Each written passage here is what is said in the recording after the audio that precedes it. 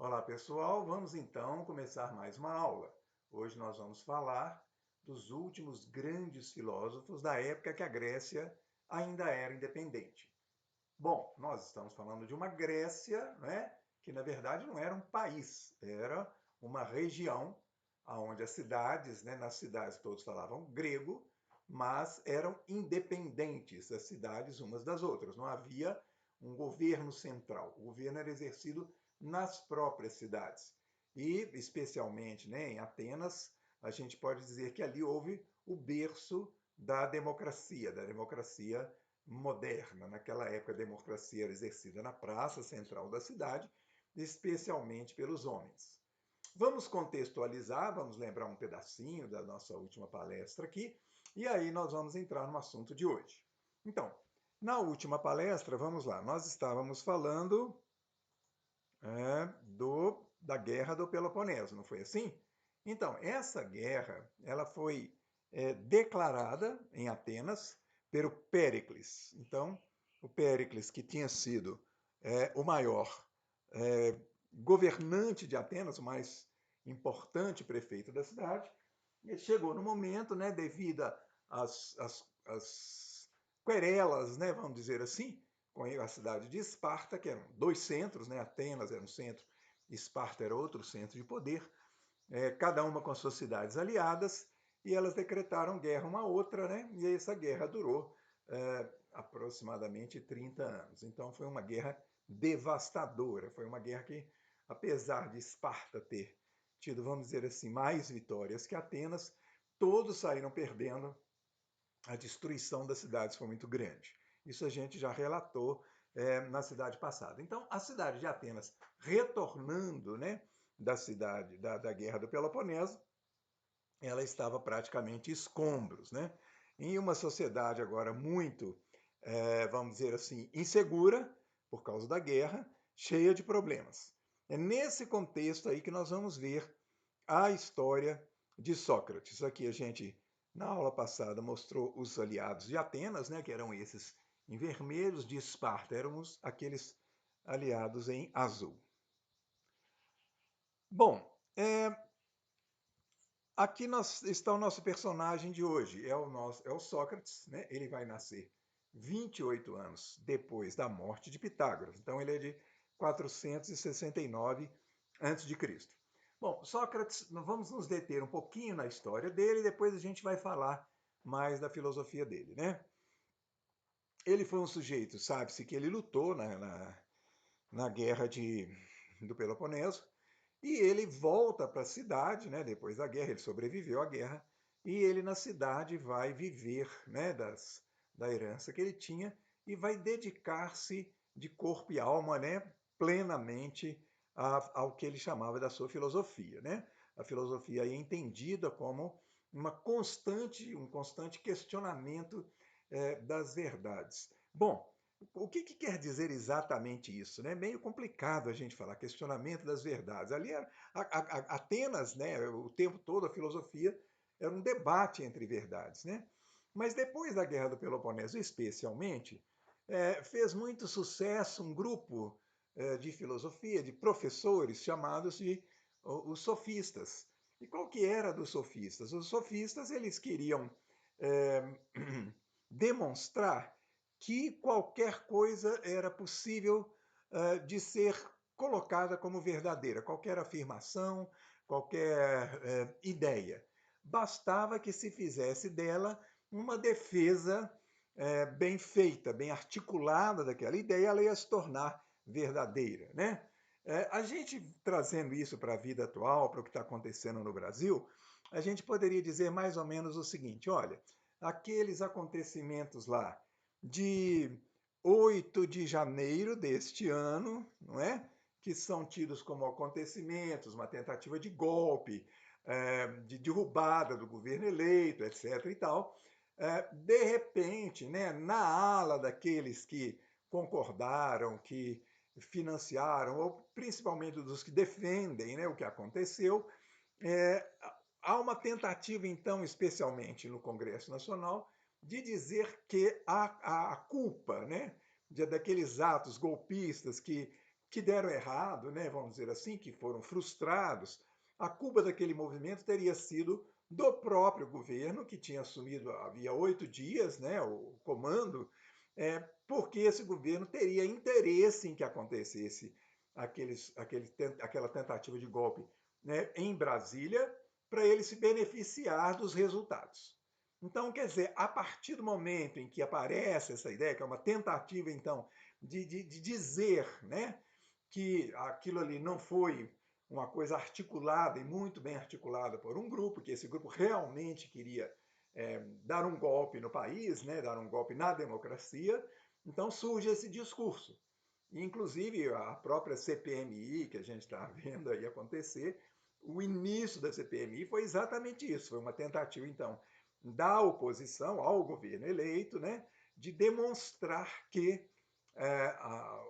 o golpe, né, a tentativa de golpe de 8 de janeiro foi uma armação do governo que tinha sido eleito, em vez de ter sido o contrário, em vez do governo ter sido uma vítima, o governo, na verdade, armou, facilitou tudo aquilo para se beneficiar dos resultados, uma vez que as pessoas foram presas, estão sendo julgadas, etc, etc. Bom, aí vocês veem, então, uma, vamos dizer assim, disputa de narrativas, né? E com a pretensão de que não existe uma verdade. Então, a verdade vai depender de quem conseguir demonstrar melhor a sua narrativa. Então, não existe uma verdade de fundo. Seria essa, né, a essência do sofismo, tá? E o Sócrates era um sujeito que, de uma certa maneira, ele questionava o que era tido como verdade, mas de uma certa maneira ele também era um sofista, porque afinal de contas ele também queria demonstrar a relatividade da verdade. Só que, né, o Sócrates compreendia que a verdade existia, mas ela precisava de ser, né, acessada com muito cuidado para poder você ter alguma coisa, alguma sabedoria para dizer isso é válido, isso não é válido, né? A gente precisa de ser criterioso, vamos dizer assim. Então, nessa história toda, o Sócrates surgiria como alguém que vai dizer assim, não é qualquer coisa que é aceitável, mesmo que você consiga defendê-la, mas é preciso de critérios, é preciso de existir critérios, né?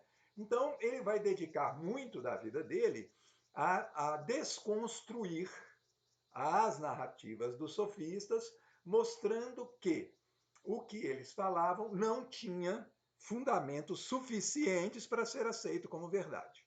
Então, essa é uma parte, é uma maneira de contar sobre a vida do Sócrates. Mas vamos falar mais sobre a vida dele e depois a gente vai falar um pouco mais da filosofia dele. Então, ele pega um momento em que Atenas, a cidade de Atenas, está muito arrasada, né? Ela está em franca decadência, ela vai ser em seguida, ela vai ser totalmente dominada. Sócrates pega esse momento então de decadência e ele vai viver 70 anos, tá? Ele não escreveu nada, Sócrates não escreveu uma linha, a gente tem informações dele a partir do discípulo querido dele, que era o Platão. Platão é que vai escrever. Então, tudo que Platão escreve, muito do que Platão escreve tem a ver com Sócrates, né? Platão faz os diálogos dele colocando Sócrates falou isso, Sócrates falou aquilo, né? Então, a gente sabe muito da filosofia de Sócrates lendo o Platão, né? Bom, vamos lá. Aqui depois nós vamos colocar mais algumas questões também, né? Mas essa aqui, nessa questão 6, é muito importante para a gente, né? Porque que os cidadãos condenaram Sócrates à morte, e por que mais tarde Aristóteles também vai ser condenado, vai ser condenado à morte, né? Nós vamos falar sobre a diferença ali, questão 5, a diferença de Aristóteles e Platão, tá? E vamos falar também da sabedoria de Platão e a semelhança com a sabedoria hindu. Vamos lá, são temas complexos. Vamos ver o que a gente vai dar conta de falar desses temas hoje, tá bem? Bom, aí está o momento, né? Um desenho, né? Uma imaginação de alguém vendo a cena de Sócrates sendo julgado na Ágora. Então, ele foi acusado na Ágora de... são 3 acusações, se eu não me engano, mas a acusação principal é a acusação de corromper a juventude. Ele também é acusado de não respeitar os deuses e coisa desse tipo. Mas o que estava mais em jogo mesmo, a principal acusação dele, era de ter corrompido a juventude. Isso vai passar para a história da filosofia, a história convencional, né? Com o seguinte desenho, né? O problema é que o Sócrates questionava muito, questionava as verdades. Então, ele era um sujeito de livre pensamento, era um sujeito liberto dos preconceitos, e a cidade não deu conta disso, e por isso ele acabou sendo condenado. Ele seria, vamos dizer assim, um mártir da liberdade de pensamento, tá? Então, se você ler, se você googar o Sócrates, vamos dizer assim, né, se você quiser saber sobre a vida dele, com certeza isso vai aparecer lá. Eu vou falar aqui de uma outra versão, e por isso é muito importante prestar atenção a essa versão, porque essa vocês não vão encontrar muito provavelmente na internet. Essa versão está num livro chamado O Julgamento de Sócrates. É um livro que eu gostei muito e que me convenceu bastante. O autor, ele começa argumentando o seguinte: olha, o Sócrates, quando ele foi condenado, ele tinha 70 anos, né? Então, se ele vinha corrompendo a juventude havia tanto tempo, se ele vinha questionando as verdades havia tanto tempo, por que eles esperaram ele fazer 70 anos para levar ele para a Ágora? Poderia ter ido muito mais cedo, já tinha muito tempo que ele vinha filosofando como ele filosofava. Não fazia sentido esperar ele chegar até 70 anos para, agora esse velhinho aí, quase um velhinho gagá, né? Agora que nós vamos levar ele para condenação. Não, não fazia sentido. Há de haver uma outra causa, né? Bom, e qual seria essa outra causa? Então, o autor desse livro vai argumentar o seguinte: olha, na verdade, durante a vida de Sócrates, houve três ditaduras que eram chamadas de tiranias. O que significava isso? Por três vezes, grupos armados tomavam o poder da cidade e falavam assim: ó, acabou a democracia, agora é a gente que manda. E passavam a mandar na cidade, davam um golpe de Estado na cidade. E, eventualmente, esse grupo acabava caindo, o pessoal se organizava novamente, o pessoal da cidade, ia lá e derrubava eles. E isso aconteceu três vezes, e na terceira vez foi a vez que antecedeu o julgamento de Sócrates. O que Sócrates tinha a ver com isso? Duas coisas.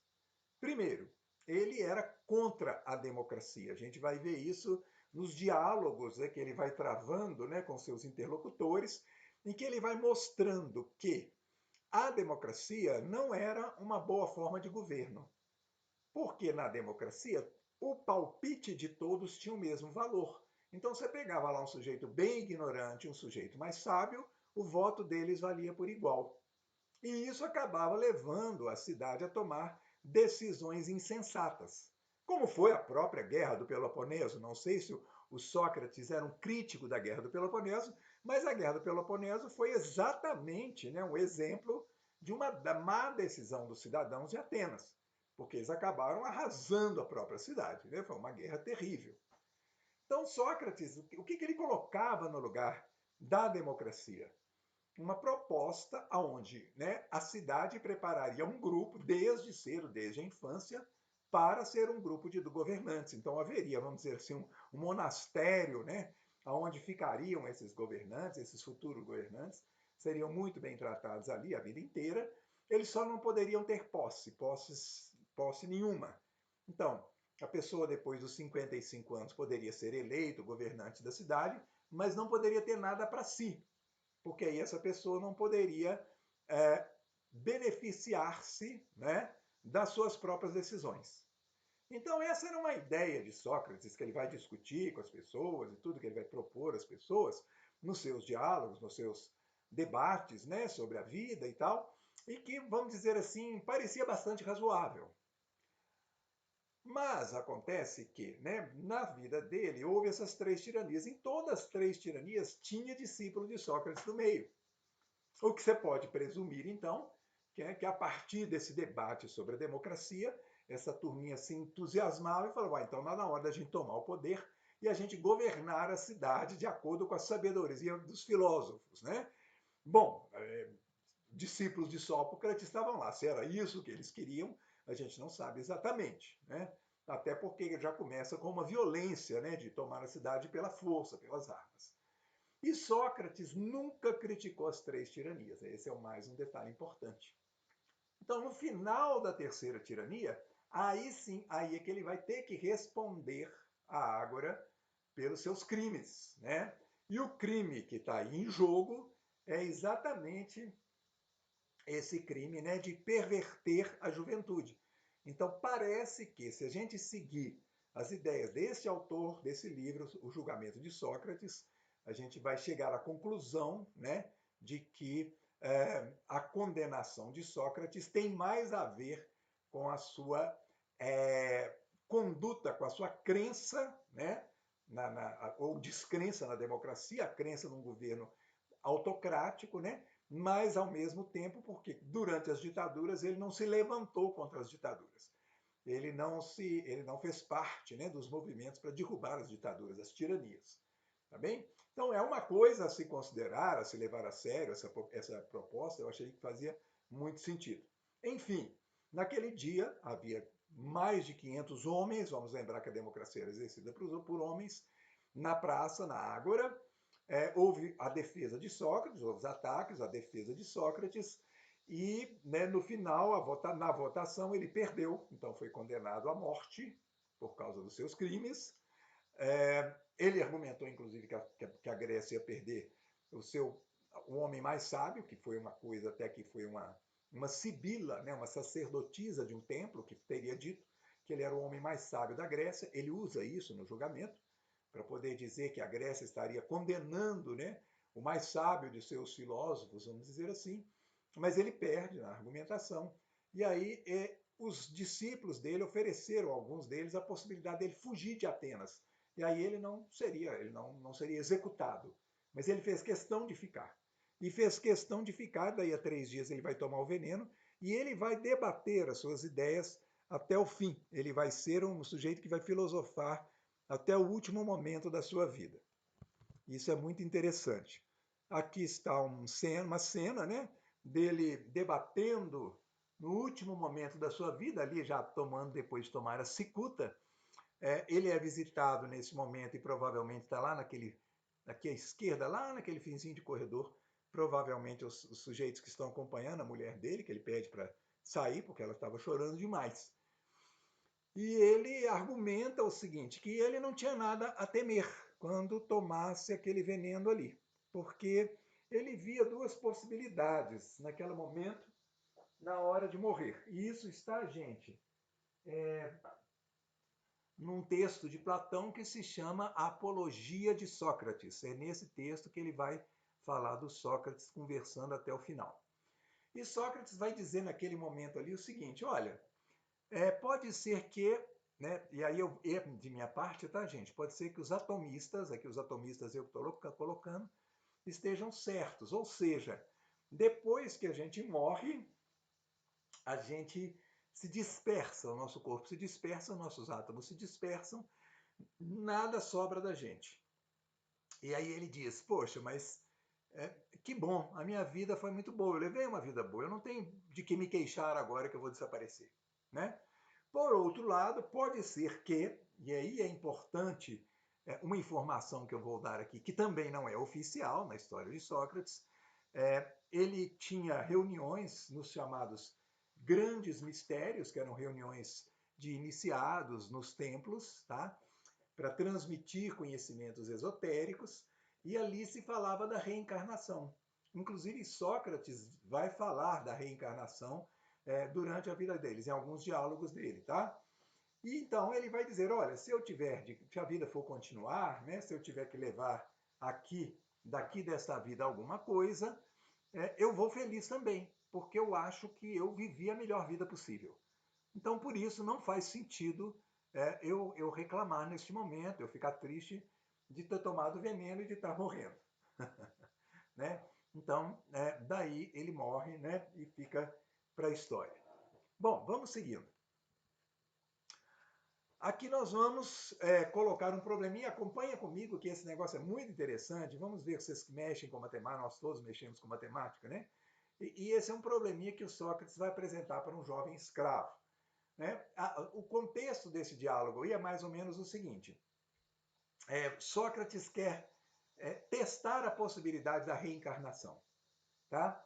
Então, ele acha que ele propõe um problema para esse escravo que nunca teria estudado matemática, seria uma maneira dele dizer, olha, houve ali, esse escravo não é a primeira vida dele, ele já vem com algum conhecimento de uma encarnação anterior. Então, ele pergunta para o escravo como é que ele pode achar um quadrado que tem o dobro da área desse quadrado dado aí. Ele desenha um quadrado, vamos dizer, com areia, na areia, né? E diz ao escravo, como é que eu posso dobrar a área desse quadrado, achar um quadrado que tem o dobro da área desse quadrado aí. E o escravo vai conversando com ele, uma primeira hipótese é se ele dobrasse o lado do quadrado, né? Se o quadrado vale 2, o lado, a área vale 4. Se eu dobrar o lado do quadrado, eu dobro a área, mas o Sócrates vai mostrar para ele que não é isso. Se você dobra o lado do quadrado, você multiplica por 4 a área dele. Não é isso que a gente quer. A gente quer uma área que vai dobrar a área desse quadrado aí. E aí Sócrates vai propondo ao escravo acompanhar o raciocínio dele. Então ele pensa nesse quadrado, né, como pensa na diagonal do quadrado. Olha que coisa interessante. Então, se você faz um quadrado com a diagonal do quadrado, olha o que acontece. Então nós estamos vendo aí, ó, que a metade do quadrado, esse azul mais forte, a metade do primeiro quadrado, ela já ocupa 1/4 do quadrado grande, não é mesmo? O que significa, então, que nós temos esse azul mais de fundo aí, mais leve, nós temos uma área 2 vezes maior que a área do primeiro quadrado ali, tá bem? Então, com isso, o que o Sócrates quer dizer? Ele quer dizer para o interlocutor dele, que não é o escravo, que o escravo, conseguindo acompanhar os raciocínios dele, no diálogo é assim, ele vai mostrando para o escravo e pergunta ao escravo se o escravo consegue entender isso. O escravo diz que entende. Então Sócrates, né, mostra para o interlocutor dele que essa compreensão do escravo poderia ser um sinal de que ele estaria trazendo de uma outra vida, quer dizer, ele seria uma pessoa reencarnada, né? Esse conhecimento que ele vai demonstrar ali, naquele momento, naquele diálogo. Bom, aí está um outro tema muito caro também à filosofia, esse aqui dá para a gente falar por séculos dele, que é o tema da caverna, né? Que está descrito no livro chamado A República, pelo Platão, de novo Platão escrevendo sobre Sócrates. E é um diálogo de Sócrates também, né, com os seus, vamos dizer assim, os seus interlocutores, né? E ele vai contar então da alegoria. Repara aquelas pessoas, aqueles dois sujeitos que estão sentados ali, eles são prisioneiros, eles estão sempre acorrentados. Viveram, nasceram acorrentados. E eles são obrigados a olhar para uma parede. E a caverna deles é escura, eles vivem nessa caverna escura. E atrás dessa parede, vocês estão vendo aí um fogo, e atrás do fogo, quando é dia, a gente tem, né, a luz do sol. Então, o que vai acontecer? Esse fogo projeta a luz também na parede. E ali, de frente àquele muro ali que separa as pessoas dos prisioneiros, e os prisioneiros nunca viram nada além daquelas sombras, as pessoas passam por ali com seus objetos e miniaturas, sei lá, e aqueles objetos projetam sombras na caverna, né? na parede da caverna. E aí Sócrates quer nos convencer de que aqueles prisioneiros vão achar que aquelas sombras são tudo que existe de real no mundo que está fora da caverna. Como eles nunca podem ter acesso àquele mundo, eles acham que aquilo ali, né, é que é o real. O real é aquilo que eles estão vendo ali, aquelas sombras que eles estão vendo ali. Se vocês procurarem aí no YouTube por esses dias agora, provavelmente vocês vão achar uma palestra de uma filósofa brasileira famosa chamada Marilena Chauí. Uma boa parte dessa palestra dela, ela vai falar do mito da caverna. Então, o mito da caverna é um mito, por isso que eu falei, um mito que se fala dele há séculos, né? Porque ele é muito interessante. E, inclusive, assim, para a gente tentar entender o que quer dizer esse mito da caverna. cabem ali várias e várias interpretações, tá? Bom, o que acontece é o seguinte, um belo dia, um prisioneiro, na história do Sócrates, né? Um prisioneiro... Gente, desculpa, só para fazer um parênteses aqui. Nos capítulos 4, capítulo 5 do nosso livro, nós vamos encontrar detalhes também dessas histórias que a gente está narrando aqui, tá bem? Então, acessem o nosso livro também, quem colocou a Terra em Movimento, né? Para vocês lerem com mais detalhes o que a gente está narrando aqui, que aqui a gente só tem pouco tempo para falar. Mas vamos lá. Então, um belo dia, um prisioneiro é retirado de lá de dentro e ele vai ser conduzido para o mundo lá fora. O que é que acontece? Ele vai, né, sofrer muito, porque ele sempre esteve lá. Então, os olhos dele não conseguem ver nada além daquela escuridão e daquelas sombras. Então, os olhos dele vão custar se acostumar com esse novo mundo onde ele está sendo colocado. Até que um dia ele consegue, então, abrir os olhos, mesmo diante do sol, e ver todo mundo, e ver as cores, e ver o mundo como é que é, o mundo maravilhoso que é. E ele nunca mais quer voltar para a caverna, lógico, né? Agora ele entendeu que o mundo é muito diferente do que aquele onde ele estava, onde ele vivia. Mas, né, alguém obriga ele a voltar lá para a caverna, ele volta a ser um prisioneiro. E aí ele tenta narrar para os outros aquilo que ele viu, aquilo que ele descobriu. E os outros vão achar que ele é louco e vão ter vontade de matá-lo. Por quê? Porque ele está tentando enganá-los acerca de um mundo que para eles não existe. É esse o mito da caverna, tá? Bom, o que a gente pode pensar aqui dessa história? Muitas coisas, né? Mas o que seria esse mundo lá de fora, né? Ele está ligado na história de Platão, que é a quem escreve, né? Como eu já falei, ele está ligado a uma... Bom, uma das interpretações possíveis, tá, gente? Porque tem várias, né?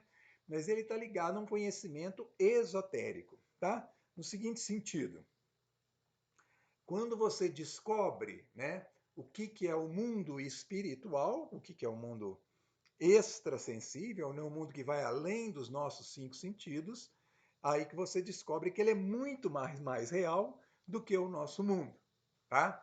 E é aí que vai se construir o esoterismo, o lado esotérico da filosofia de Platão, tá? Nem sempre, nem todo mundo interpreta desse jeito, tá bem? Mas, no próprio diálogo, o Sócrates vai dizer o seguinte, o que seria o sujeito que saiu da caverna? E quem são as pessoas que estão na caverna? Então ele vai dizer que as pessoas que estão na caverna somos nós. Nós, as pessoas comuns, né? Nós todos estamos dentro da caverna. Nós nascemos na caverna, tá? E lá nós estamos. Então, quem consegue, né, por um exercício, e é um exercício iniciático, vamos dizer assim, vamos dizer assim, se desprender de todas as ilusões que a realidade nos causa, quem consegue atingir um nível, né, de pensamento aonde chega as ideias puras, e as ideias puras dariam início ao universo, seriam as ideias puras que estariam ali na origem, seriam a matéria-prima do universo. Então, o Logos, né, que a gente pode interpretar como Deus, como é que ele criou o universo? A partir de um projeto, e esse projeto é um projeto de ideias puras. E aí Sócrates vai dizer que a ideia mais importante é a ideia do bem, e que é essa ideia do bem que é a ideia que orienta a construção do universo. Então, as pessoas que atingissem esse nível de percepção e esse nível de compreensão da vida seriam as pessoas que se libertariam da caverna. Mas, ao se libertar da caverna, elas já têm dificuldade agora de conviver com as pessoas que ficaram na caverna, que é o resto da humanidade, que somos nós. Então ele está falando aí da dificuldade de falar, né, de uma percepção muito avançada para aquelas pessoas que não atingiram essa percepção avançada, tá? Então, o Platão, que é o discípulo de Sócrates, né, ele vai falar muito disso. O mundo verdadeiro é o mundo das ideias. O nosso mundo é uma cópia imperfeita do mundo das ideias. Eu vou dar um exemplo agora que a gente vai conseguir entender isso melhor. Pega aqui, por exemplo, olha, uma coisa que todos nós já estudamos, que é uma tangente.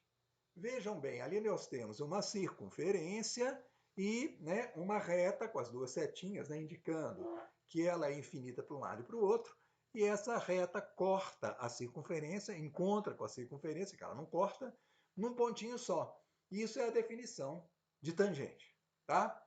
Mas se você pegar aquele desenho ali, der um zoom no encontro entre a reta e a circunferência, você vai ver aquilo ali, ó. Aí eu pergunto para você, em qual ponto ali daqueles pontos ali a circunferência se encontra com a reta? Bom, se a gente for fazer uma análise honesta desse desenho, a gente fala, não, peraí, ali a reta está esbarrando na circunferência numa mancha. São muitos e muitos pontos, infinitos pontos envolvidos ali nesse encontro. Peraí, então, qual que é o problema? O problema é que nós fizemos um desenho com um lápis, né, muito grosso, ou uma linha de computador muito grossa. Vamos pegar uma linha mais fina, ali, ó. Agora sim. Mas se a gente der aquele zoom ali de novo, vai acontecer a mesma coisa. De novo, nós vamos ver que a reta encontra a circunferência não em um ponto, mas em uma região de muitos pontos, tá? E não adianta, você pode fazer o computador, você pode usar o computador mais perfeito da Terra com o software mais perfeito que você tiver. Não tem jeito, gente. A reta jamais que você desenhar, jamais vai encontrar a circunferência em um ponto só. Tá aí o desafio para você tentar desenhar a tangente. Por que que isso acontece assim? Por que que é impossível você desenhar uma tangente? Pela própria definição da geometria. Vejam só, a geometria, ela vai nos ensinar o quê? Que uma reta... Desculpa, vamos começar do ponto. O que é um ponto? Um ponto é uma figura sem dimensões. Está lá no livro do Euclides, 300 anos antes de Cristo. Os elementos do livro do Euclides. Então, quando ele define ponto, ele vai falar o ponto não tem dimensões. Não tem largura, não tem comprimento. Então, quando você faz um pinguinho numa folha, você já desenhou uma cópia do ponto, mas não um ponto. Porque qualquer pinguinho de qualquer tamanho que você fizer numa folha, a hora que você colocar ali um microscópio, você vai ver que você criou uma mancha. Simplesmente é impossível desenhar um ponto. O que é uma reta? É um conjunto infinito de pontos. Um conjunto infinito de pontos que não tem dimensão. O que é uma circunferência? É um conjunto de pontos também infinito, né? Mas que circula, todos estão à mesma distância num ponto central que é o centro da circunferência. Tá? Então vejam bem, a partir dessas definições, né, é simplesmente impossível você desenhar um ponto, simplesmente impossível você desenhar uma tangente. Agora, por causa disso, eu não posso desenhar tangentes? Pode.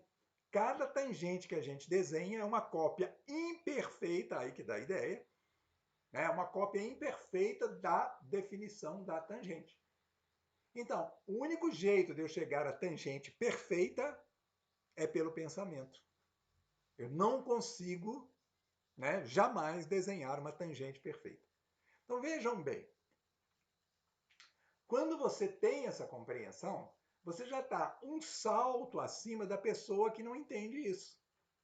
Então, por exemplo, eu testei isso já, os adolescentes têm muita dificuldade de entender isso. Então, para eles, né, que pensam de uma maneira muito mais concreta, quando você desenha uma circunferência e uma reta, eles tendem a achar que ali realmente você desenhou uma tangente. Né? Mas quando você pega esse raciocínio, você vai dizer, opa, peraí, aquilo ali é uma tangente borrada, uma tangente imperfeita, e jamais teremos a tangente perfeita. Platão vai aplicar isso a tudo, tudo, tudo, tudo. A cavalo, por exemplo. Existe a ideia de cavalo, aonde tem o cavalo perfeito. Não, o cavalo perfeito é a ideia de cavalo, que seria a ideia que originou os cavalos, a ideia gerada pelo Logos. Mas cada cavalo é uma cópia imperfeita da ideia de cavalo. Tá? Então, pensando por esse lado e indo mais adiante, o que nós vamos concluir? Que o nosso mundo é um mundo imperfeito. Que o mundo perfeito não é o mundo que nós estamos vivendo. Existe um mundo perfeito que é extra o nosso mundo perfeito. Tá? E este mundo perfeito é um mundo difícil de alcançar. Por quê? Até porque o Logos, né, que depois vai ser substituído na filosofia cristã por Deus, ele é de uma inteligência tão absurda que a minha inteligência não consegue ficar diante dele. É como eu olhar para o sol. O sol vai queimar os meus olhos. Por quê? Porque o sol é muito forte, a luz do sol é muito forte para que os meus olhos dão conta. Então é mais ou menos uma ideia similar, quer dizer, a minha inteligência, né, nas suas limitações, ela é uma inteligência que também não consegue acompanhar a inteligência total do Logos. Nós podemos simplesmente ter uma nuance, né, ter uma ideia de mais ou menos como é que é. E para vocês terem uma ideia, né, de como é que isso é forte na filosofia, né, se a gente pega lá, se eu não me engano, o Evangelho de João, ele começa no princípio era o Logos, né? De onde ele tirou isso, né? No princípio era o Logos. Bom, a gente pode fazer também uma ponte com a filosofia hindu, antiga, bem anterior aos gregos, tá? Anterior a Buda, inclusive, aonde percebia-se que o mundo que a gente vive, quer dizer, o mundo das coisas, o mundo material, é uma ilusão. Porque o mundo verdadeiro é o mundo espiritual, aonde a gente passa a maior parte da vida da gente, de onde a gente veio e para onde a gente vai voltar. Então, nessa perspectiva, nós somos gerados no mundo espiritual, nós somos seres espirituais antes de ser seres materiais. Nós caímos aqui neste mundo que é um mundo material, mas isso é uma ilusão, por quê? Porque a gente acha que a vida se resume à vida material que a gente tem, ao tempo que a gente tem aqui no mundo material. E a gente volta para o mundo espiritual quando a gente morre. Então, isso está lá na filosofia hindu, e de uma certa maneira, mas com, né, um aprimoramento filosófico muito grande, a gente vai encontrar isso na filosofia de Sócrates, que é também a filosofia de Platão, tá bem? Um aluno dele, que é o Aristóteles não conheceu Sócrates, né? Aristóteles é o melhor aluno de Platão. E o Aristóteles, ele vai em parte concordar com Platão, em parte ele vai duvidar de Platão, tá? O Platão funda uma escola famosa lá em Atenas. O Aristóteles é aluno dessa escola, ele nasceu numa cidade chamada de Estagira. Inclusive, ele tentou ser diretor dessa escola algumas vezes, não conseguiu, mas ele é um cara muito forte, né? Assim, a filosofia de Platão, a filosofia de Aristóteles são filosofias vivas até hoje, né? Filosofias extremamente debatidas até hoje. De uma certa maneira, o Aristóteles vai se opor ao Platão, né? No seguinte sentido. O Aristóteles vai dizer assim, não, mas não dá para aceitar desse jeito, não. Peraí, não é bem isso, né? Quem sabe não é isso, né? Ele está mais interessado no seguinte, na pesquisa das coisas. O Aristóteles é o cientista experimental, o primeiro cientista experimental, vamos dizer assim. Ele vai dizer o seguinte, olha, não concordo. Eu acho que as ideias não surgem antes do mundo material. Não é bem isso, tá? As ideias, elas são criadas a partir de nossas experiências com o mundo material, tá bem? Então, vejam bem, por que eu tenho ideia de porta? Porque eu uso porta desde a infância. Eu abro a porta, eu fecho a porta, eu passo pela porta, cheiro, pinto, etc. Então, a partir de minhas experiências com a porta, eu sou, né, compreendo e eu crio a ideia de porta. Então vejam como é que o movimento é outro. Não é uma ideia que pré-existe ao mundo, mas a ideia surge de nossas experiências com o mundo. A partir daí nós conseguimos criar a ideia de porta. Então é uma ideia que surge da nossa cognição. Então o Aristóteles está fazendo um movimento contrário. Da nossa cognição nós produzimos as ideias, tá? É bem diferente do que pensou Platão, tá? Mas Aristóteles vai acompanhar ele em algumas coisas que nós vamos ver aqui adiante, tá bem? Vamos lá. Então, Aristóteles, ele é o cara da matéria, vamos dizer assim, do mundo material. Nesse sentido, e lá voltando à ideia lá da antiga Índia, né? Na época da antiga Índia, dessa ideia de que a gente veio do mundo espiritual e a gente vai voltar para o mundo espiritual, tem um contraponto com essa ideia que surge na Pérsia, a partir de um sujeito também, o Zoroastro, o antigo Zoroastro, né? Lá na Pérsia, que ele vai propor mais ou menos o seguinte: espera, mas se nós estamos no mundo material, não é à toa, nós não viemos aqui por acaso, nós viemos aqui para explorar e aprender com o mundo material. Então, não adianta a gente ficar com essa nostalgia do mundo espiritual querendo negar o mundo material. É mais ou menos esse, a posição é essa a posição que surge na Pérsia, tá? Em contraponto, isso aí, muitos séculos antes de Platão e Aristóteles, tá? E aí surge esse debate, né? Bom, e esse debate vai se reproduzir entre Platão e Aristóteles, porque Aristóteles é o cara que vai falar isso. Não, peraí, nós vivemos no mundo material, então é do mundo material que a gente tira as ideias, né? Bom, então, para falar do mundo material, da Terra, do cosmos, né? Criar uma cosmologia, ele escreve sobre centenas de coisas. Então a gente não pode falar de tudo de Aristóteles, lógico, né? Tem que fazer só um curso inteiro de Aristóteles e durar anos, né? Mas ele vai adotar, se eu não me engano, do Empédocles, né? Que a gente já falou aqui, que o mundo é formado de 4 elementos, né? E o quinto elemento vai formar Lua, planetas, estrelas, etc., os céus. Então, o quinto elemento aí, o éter, vai formar os céus. Mas cada coisa que tem no mundo aqui, da Lua para baixo, quer dizer, na Terra, é formada por esses 4 elementos. São os 4 elementos primordiais: terra, água, ar e fogo. A gente não pode tomar esses elementos como os elementos, como se fosse a terra do chão, a água, qualquer água. Não é bem assim, não, tá? Esses elementos, terra, água, ar e fogo, eles estão aí como elementos, vamos dizer assim, que fazem parte de todos os corpos. Então vamos pensar no nosso corpo, tá? O que seria terra no nosso corpo? Tudo aquilo que é sólido no nosso corpo é chamado nesse princípio filosófico de terra. A água representa tudo que é líquido, o ar tudo que é aéreo, vamos dizer assim, né? E o fogo representa energia, tá? É calor, né? Não é só o fogo, elemento fogo, tá? Tudo que é energia, que gera calor e tudo, está incluído aí nessa ideia do fogo. Então, isso aí está dentro da filosofia aristotélica, tá bem? O éter, aí sim, aí ele vai encontrar com Platão, ele vai dizer assim, olha, aquilo que é ideal, aquilo que é perfeito, aquilo que não muda, aquilo que a gente tem que tomar como divino está no céu. Da Lua para cima. Então vai ser a Lua, os planetas, o Sol e as estrelas. Então, todos eles vão ser formados de um elemento que Aristóteles considera como elemento divino, que é chamado de éter, tá? Então, o éter, ele é um elemento mais, vamos dizer assim, mais rarefeito que o fogo, e ele, quando se junta, ele brilha. Então, acima da Terra é o lugar do éter. O éter está da Lua para cima, tá? Não existe vazio, o universo inteiro é preenchido por éter. Então, quando o éter junta, forma, né, um conjunto, né, vamos dizer assim, um caroço, ele cria a Lua, cria as estrelas, cria os planetas, tá?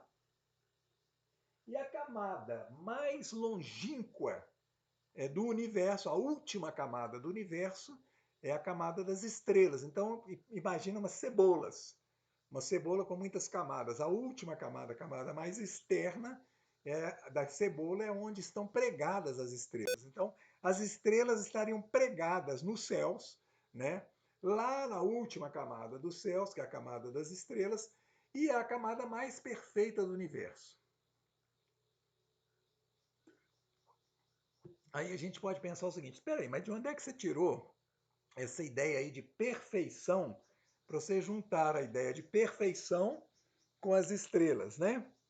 E Aristóteles vai ter uma explicação para isso, que é uma explicação física, né? Ele vai dizer o seguinte, olha, As estrelas, elas têm um movimento perfeito, por quê? Porque elas não saem do lugar, tá? Os planetas saem do lugar, os planetas passeiam entre as estrelas, mas as estrelas são fixas. Isso aí todos já sabiam, havia milhares de anos, né? As constelações são fixas, tem 5 estrelas, né, que não são fixas, que é Mercúrio, Vênus, Marte, Júpiter e Saturno. Todos os povos que olharam para os céus sabiam dos chamados errantes, ou seja, as estrelas que movimentavam-se entre as outras. Então Aristóteles vai dizer que os planetas eles estão internos, né, na camada, na cebola lá, tá? Internamente a camada das estrelas tem as camadas dos planetas, correspondentes aos planetas, tá bem? E ali nós vamos ter o universo, então, dividido em duas partes. Uma parte que é o mundo sublunar, que é o nosso mundo, quer dizer, debaixo da Lua para dentro, né, para nós, até a Terra. Então, a Terra é o lugar mais central do universo, tá? E o lugar supralunar, que é da Lua para cima, que é onde tudo é formado de éter, tá? E ali, nesse mundo supralunar, é que estão as estrelas, o Sol, a Lua e os planetas. Bom, aqui nós temos, aqui eu vou explicar depois, isso aqui é um probleminha, tá? Aqui nós temos, então, a camada universo de Aristóteles, né? Repara que aqui, ó, essa camada em azul aqui, mais externa, é onde estão as estrelas, ali que estão pregadas as estrelas, né? Agora, não dá para pensar nisso como se tivesse vazio, tá, gente? A gente tem que pensar que o éter está enchendo tudo. Só que aonde o éter se agrupa é que ele forma as estrelas, tá? Depois vem a camada, olha, de fora para dentro, a camada do planeta Saturno. Então, Saturno seria o último dos planetas, perto da camada das estrelas, tá? Saturno tem uma camada próxima de Júpiter. Depois vem a camada de Marte. Depois o Sol. Depois Vênus, Mercúrio, Lua e Terra, tá? Então era mais ou menos nesse sentido. Repara, então, que você vai falar assim, pô, tá bom, mas por que as estrelas, então, estão se movendo em volta da Terra, o Sol se movendo em volta da Terra, a Lua se movendo em volta da Terra? E aí Aristóteles vai dizer o seguinte, quem é que move a camada das estrelas, fazendo aquela circunferência perfeita em volta da Terra? É um motor divino, que depois, né, quando Aristóteles passar para a cristandade, esse motor divino vai ser Deus. Deus vai movimentar a camada das estrelas. E a camada das estrelas vai movimentar Júpiter, que vai movimentar Saturno, Saturno movimenta Júpiter, Júpiter movimenta Marte, Marte o Sol, e assim vai até a Lua. Então, tudo tem uma explicação lógica, né? É um universo muito bem desenhado, é um universo muito bem imaginado. Essa ideia vai durar mais de 2000 anos até ela ser derrubada, tá? Para vocês terem uma ideia da força da argumentação de Aristóteles. Aqui vai estar um problema que nós vamos ter que discutir na próxima aula, tá? Que é o problema do deslocamento dos planetas. Nós vamos ver aí, e eu vou mostrar isso com mais detalhes na próxima aula, um planeta como Marte. Olha só, essa linha tracejada aí, começando lá de cima, é uma linha de Marte durante alguns meses, ó, no céu. Então ele vai passando aqui pela constelação de Libra, e aí ele vai em direção à constelação de Escorpião, de repente ele volta para Libra e de repente ele volta para Escorpião. Ele demora uns 8 meses para fazer esse tipo de movimento. Esse é chamado movimento retrógrado dos planetas, tá? Esse movimento retrógrado aí é que era difícil de explicar dentro da ideia de Aristóteles. Então, na próxima aula nós vamos ter que explicar isso aí, por que Marte faz esse movimento retrógrado. Acontece que Júpiter também faz e Saturno também faz. Júpiter faz um Z, vamos dizer assim, que a gente está vendo um Z aí, né?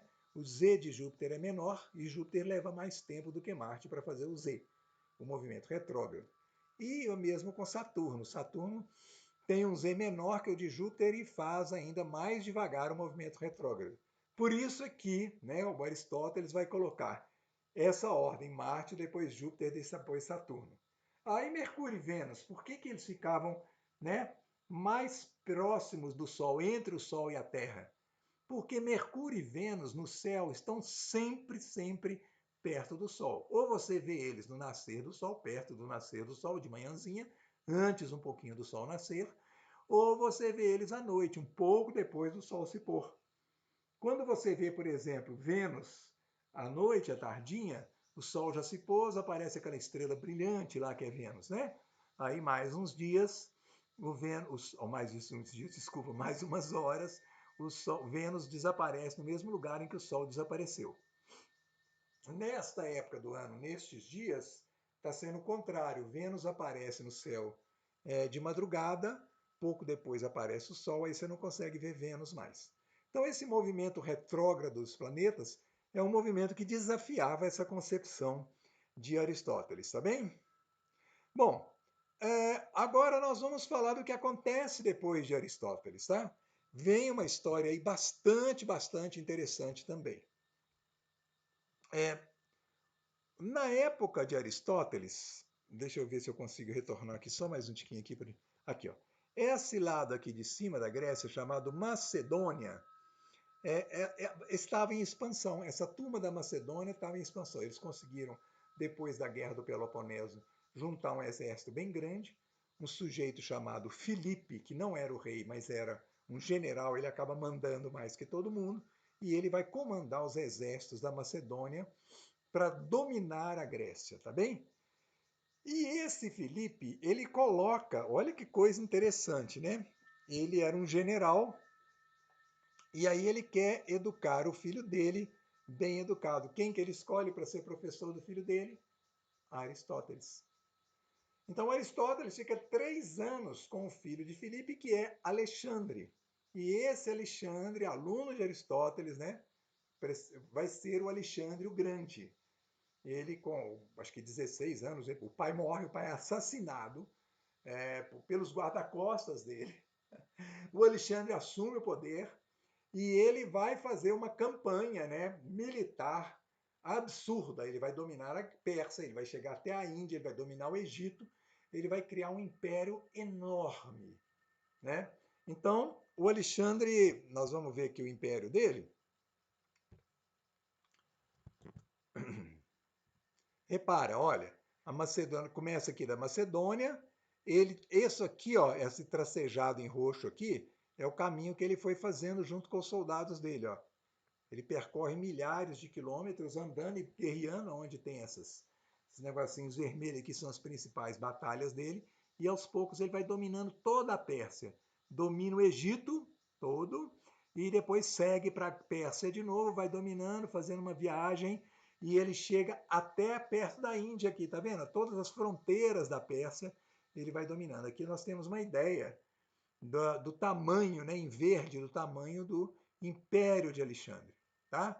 Mas ele morre com 36 anos de idade. Antes de dominar isso tudo aí, ele morre. Então, com a morte do Alexandre, o império dele não pôde ser governado. Olha que coisa interessante. Ele tentou espalhar pelo império dele a cultura grega, provavelmente porque foi aluno de Aristóteles. Então, para todos os lugares que ele ia, ele casava com mulheres persas, ele falava, incentivava os soldados deles também a casarem com mulheres persas, e ele ia trazendo a língua, trazendo os costumes gregos para esse povo. Por quê? Porque ele queria uma língua e costumes espalhados em todo o império dele, de maneira que facilitasse para ele o governo. Mas era talvez mais do que isso, né? Talvez ele soubesse assim do valor, né, da cultura grega, né? E felizmente, né, foi essa ação dele foi muito importante para a preservação da cultura grega. Ele vai morrer cedo e ele morre antes de Aristóteles. Ele morre 1 ano antes de Aristóteles. Bom, então ele morrendo, aconteceram então, né? Vai dividir esse império dele entre os imperadores, entre os generais dele, eles vão repartir o império dele. Depois a gente vai falar um pouco disso, quer dizer, o império dele não vai durar muito tempo, porque dividido assim, depois eles vão perder tudo para os romanos vão dominar isso tudo aí, e muito mais coisa, né? Mas aconteceu uma coisa curiosa em Atenas.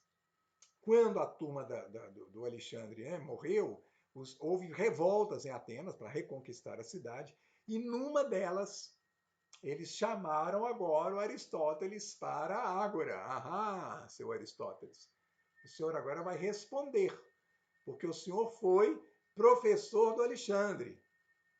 E Alexandre não poupou Atenas, Alexandre dominou Atenas. Então agora você vai responder por isso na ágora. Só que o Aristóteles sabia que como é que ia terminar a história. Então, em vez de ficar lá esperando, né, para ele ser morto, o que ele fez? Foi embora, fugiu da cidade. E ele vai morrer numa outra cidade no ano seguinte. Então, esse é o fim do Aristóteles, né? Mas o legado de Aristóteles foi extremamente importante, inclusive para a história das ciências, tá bem? Nós vamos ter que discutir bem mais ainda esse modelo aristotélico, tá? Bom, gente, então nós vamos, por hoje, ficar por aqui. Na aula que vem, nós vamos dar destaque para uma cidade que foi fundada no Egito e que tinha o nome de Alexandria. É lógico que Alexandria foi fundada por Alexandre, né? Só que Alexandre fundou várias cidades e em Alexandria, provavelmente, ele não criou a cidade do nada, já estava lá a cidade, até porque nem dava tempo. Alexandria vai passar a ser a capital do Egito e lá vai governar uma dinastia dos Ptolomeus. O Ptolomeu I foi o general que acompanhou o Alexandre. E esse cara herdou, então, no espólio de Alexandre, ele herdou o Egito, ele ficou com o Egito. E aí nós vamos ver, né, o que aconteceu em Alexandria. Nós vamos falar da Biblioteca de Alexandria e da preservação, né, da cultura grega a partir de Alexandria, no nosso próximo encontro. Até lá, gente.